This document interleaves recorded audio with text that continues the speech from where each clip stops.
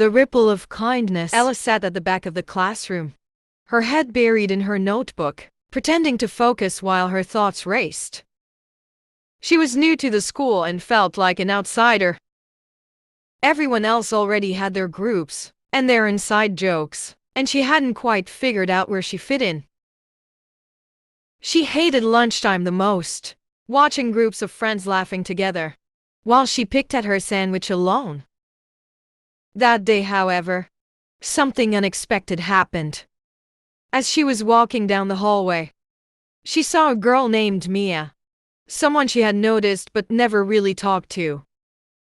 Mia was the kind of person who always seemed to know everyone and was always laughing with someone.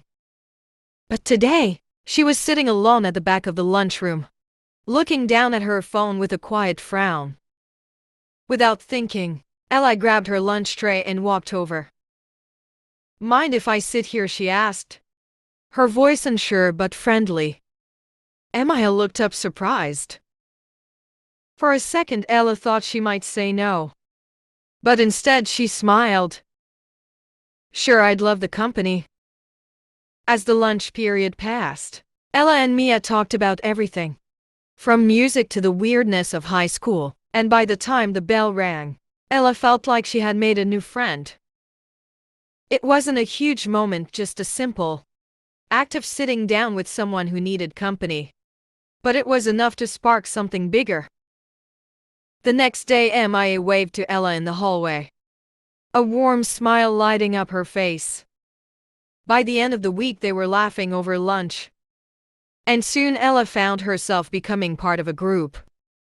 A group that wasn't defined by who had the most followers or the biggest popularity, but by kindness and connection.